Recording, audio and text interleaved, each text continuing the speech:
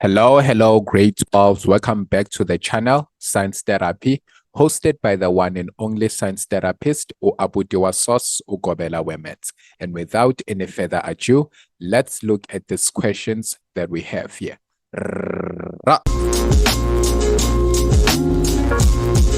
Okay, so we have question 3. It says a stone is thrown vertically upwards from the top of a tower, which is point A. And then it says the stone and then on its way down passes point A after 3 seconds. Ignore the effect of air friction. Now 3.1 says define a projectile. So we say a projectile is an object that has been given an initial velocity and moves under the influence of the gravitational force only. Right.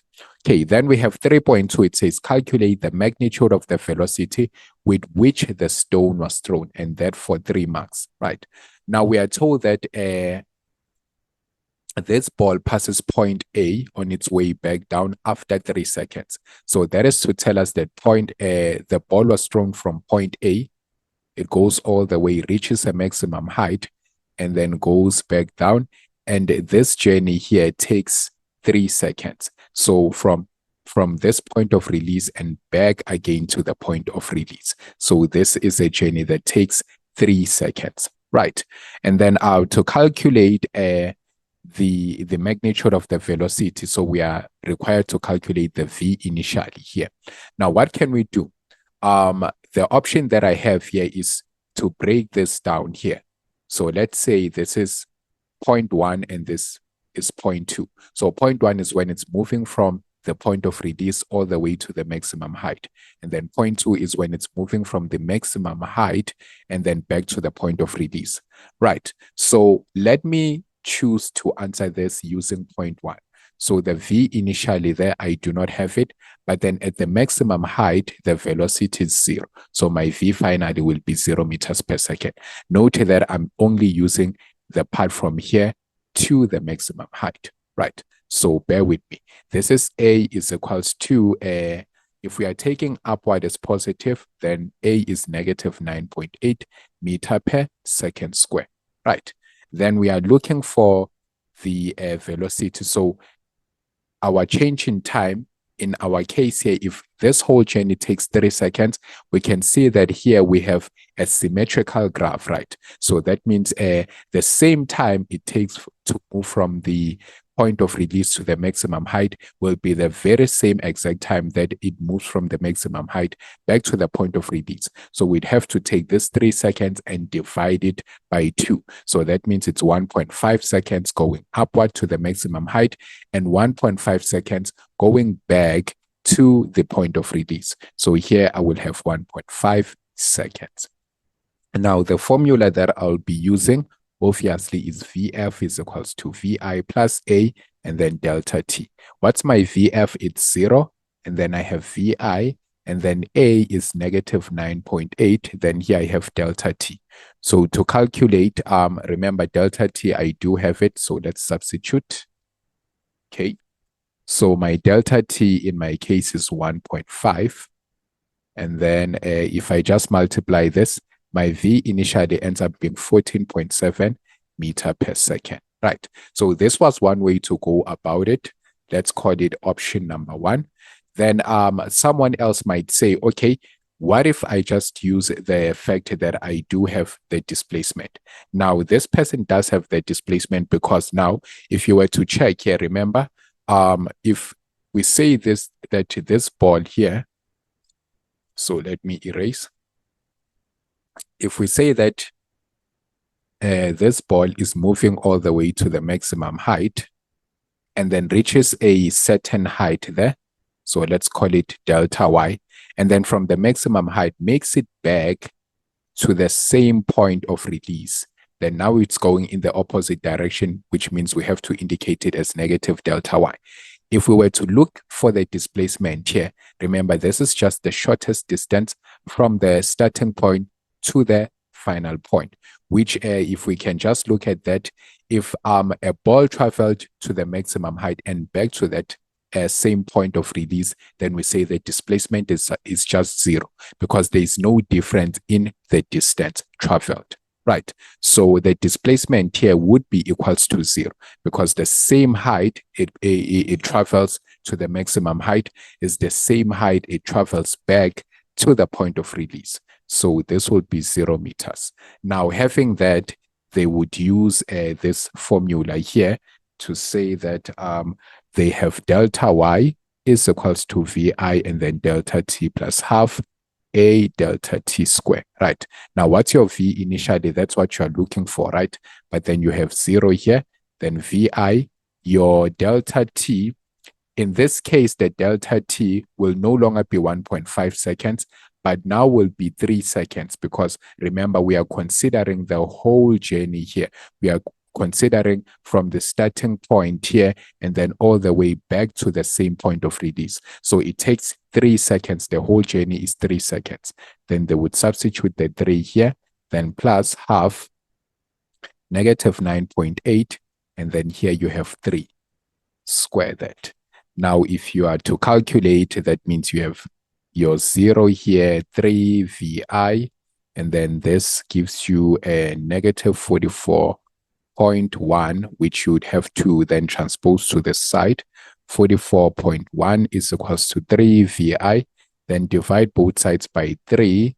Your V initially is 14.7 meter per second. Right. So this is just a matter of which one you prefer to use or which one do you understand more.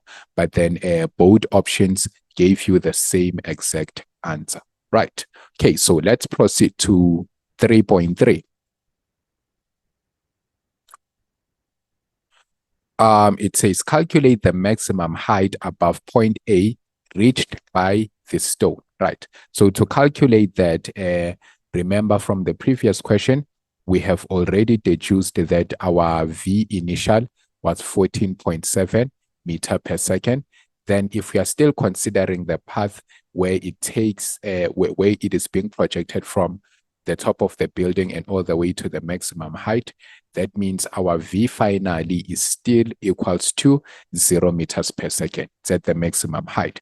Then the time taken, it's 1.5 seconds. And then we are looking for delta y, which here represents the maximum height that will be reached by the stone. So it is the stone, not to the board.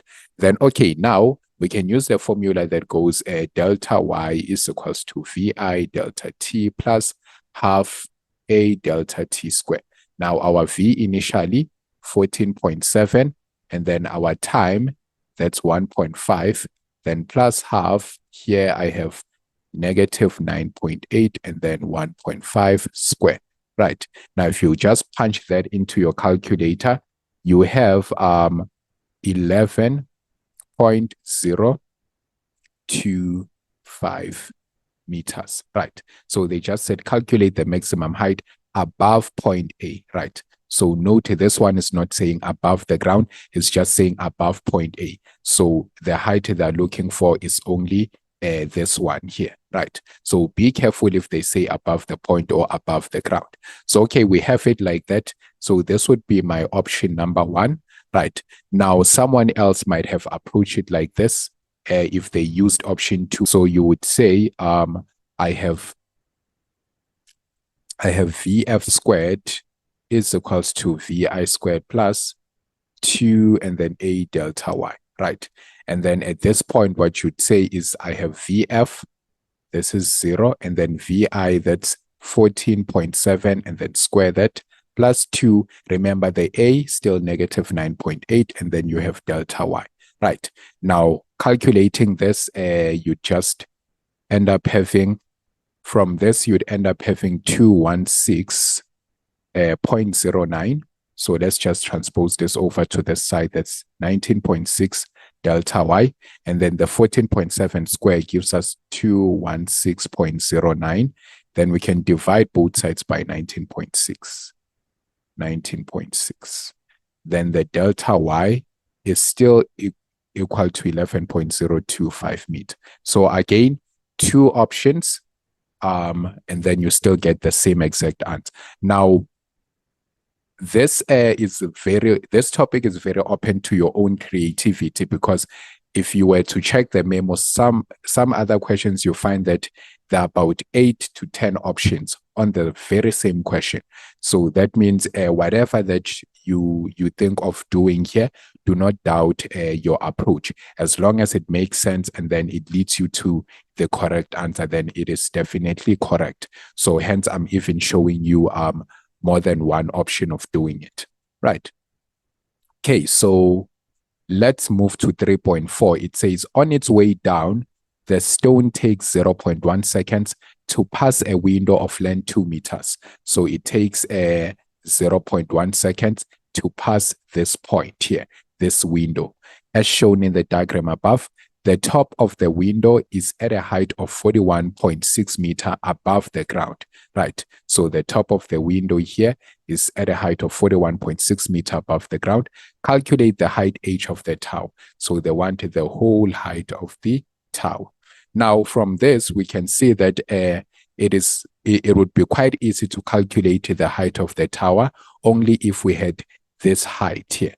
So the only problem that we have here is that we need to find the height in here, right? So let's call it small h. We need to find the height here so that we add it to the height there, and then this will give us the whole height of the tower, right? So this is 7 marks. Now with 7 marks, remember, do not panic. This only means that you'll be using more than one formula to answer this question, right? So we can first start by collecting the data. So if we are just considering what we are given this part, right? So let's try to find the information or the data for this part. We do not have the V initially there, but we are given the delta time. It is 0.1 second because we are told it takes 0.1 second for the ball to pass through the window, right? And then what else do we have? We are given delta Y. So which is, in our case, will be -2 meters, because remember, we took upward as positive. So if now the ball is going downward on its way back, that means the delta Y will now be negative, because now it's in the opposite direction of what we chose as the positive direction. Then the A is -9.8 meter per second square. Right. Now, from this information, let's try to calculate the V initial. So the velocity we are looking for actually is this velocity here at this point, right? So we are looking for the velocity at this point. Now we can use the formula delta Y is equals to VI and then delta T plus half and then A delta T square, right? What delta Y, -2. And then the V initially, that's what we are looking for. Delta T is 0.1, then half, here we have -9.8 still, and then this is 0.1 square, right? Now to calculate, we have -2, and then this is 0.1 VI, and then if we punch this into our calculator, it's -0.049. So which we would have to transpose to this side. And then if we do transpose, it gives us -1.951, right? Is equals to 0.1 VI. Now at this point, let's divide both sides by 0.1. Then our V initially will be -19.51 meter per second. Now we do understand why it is negative, because look at this. The ball is going downward.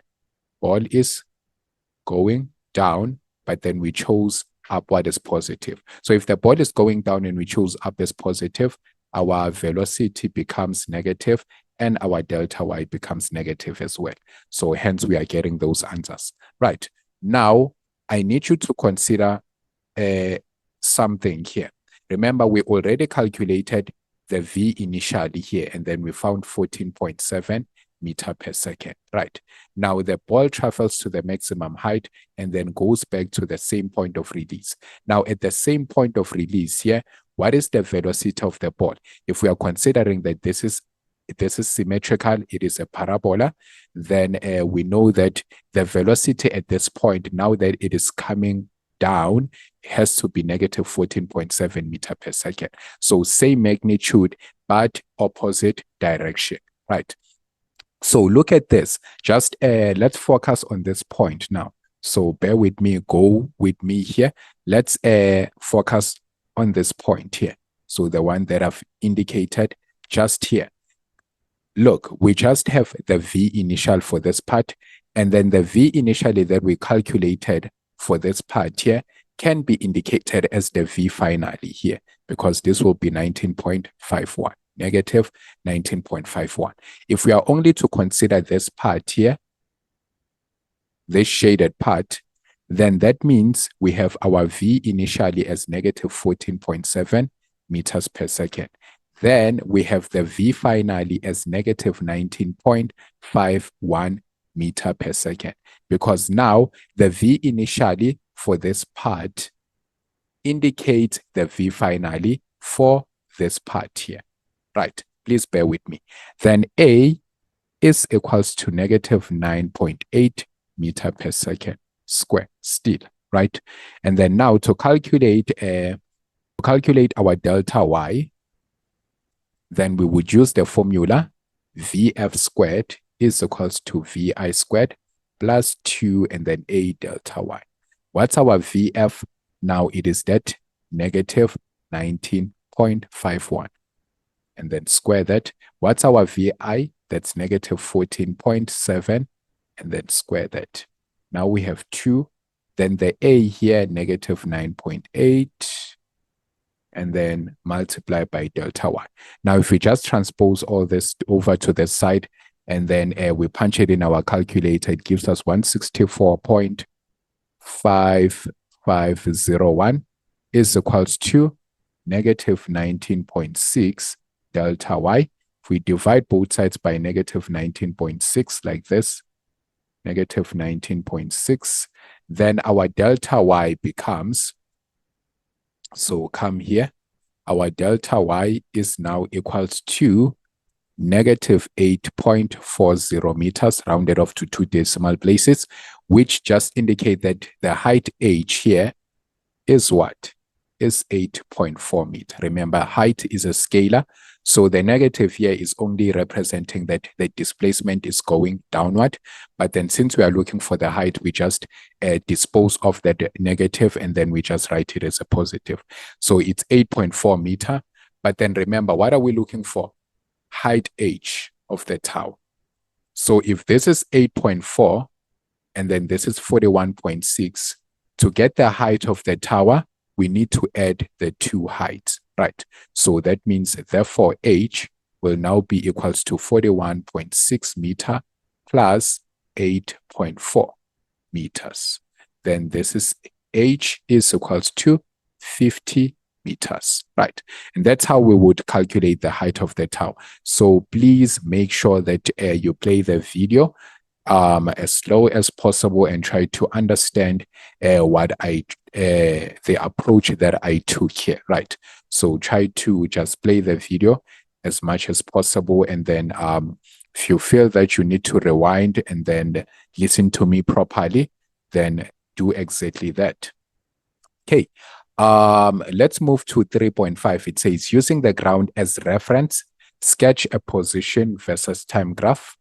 So sketch a position versus time graph for the entire motion of the stone. Indicate the height of the tower, right? So what we need to do here, it's very simple. So, okay, starting with our Cartesian plane. There we go. So remember, the ball was thrown at a height of the tower. So from the height of the tower is 50, as we have already indicated. And then from this point, remember that the ball goes where?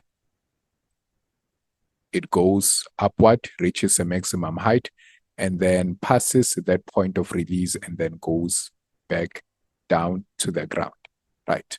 So remember, using the ground as reference, that means the ground here represents our x-axis. So note with the position versus time graph, now the x-axis line can represent the ground if they told you to use the ground as reference. So that's all that we needed to indicate there. And then the time that it took to reach this point, we did not calculate it. So all we need to do is say time in seconds here. And then this is position, and then in meters, right? So there's nothing else that they ask us to do. So this is basically all that we needed to do. This is basically the correct position versus time graph. So, okay, awesome. Okay, and that's it for the lesson, guys. Please press the thumbs up button if you've enjoyed the lesson and then you found it helpful.